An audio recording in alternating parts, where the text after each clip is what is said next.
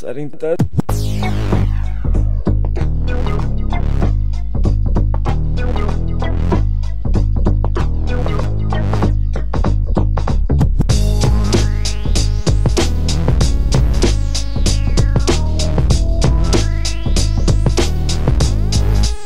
Nagyon jól tudom, hogy 4 szem közt kéne erről beszélnem veletek. Mi minden turuzsolnak, manapság a szerepek. A gyújtással gond van, s ha nem csal a különfény, de rég majd mindenre a híres 4 ütem. A motor amikor működik, csak körbe-körbe forog.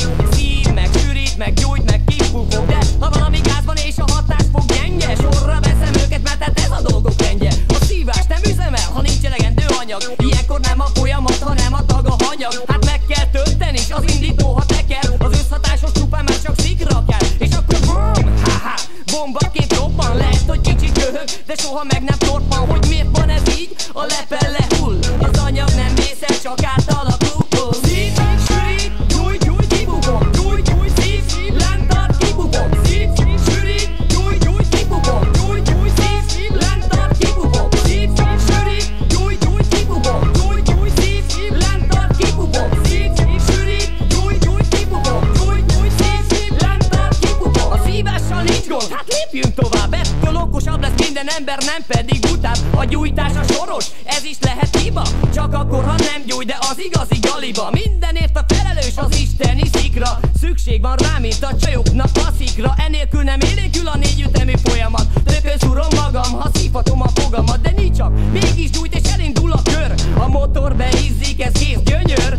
Nem akad el soha, fittyet hány a bajra. De csak akkor ilyen, hogyha karba van tartva. Szív, sűrít, gyújt, gyújt, kibugom. Gyújt, gyújt, szív, lent tart, kibugom. Szív, sűrít, gyújt, gyújt, kibugom. Gyújt, gyújt, szív, lent tart, kibugom. Szív, sűrít, gyújt, gyújt, kibugom. Gyújt, gyújt, szív, lent tart, kibugom. Szív, sűrít, gyújt, gyújt, kibugom. Gyújt, gyújt, szív, lent tart, kibugom. Kibugom, ki lehet, hallom, valami durrog. Domolygó füstünk, a hang után kullog. Hű, de nagyon tömény, szó, ami szó. Tudira jól érzi magát a kipufogó. Szép volt ez, mert szegény, de összeraktuk szépen. Itt veszik előttünk teljesen készen. De miért szedtünk szét, hogyha nincs semmi gondja? A 4. ütem működik, a füstöt is rontja. Rontja a levegőt, de kinek és hol? Ő meg a kis ütemünknek keresztbe pakol.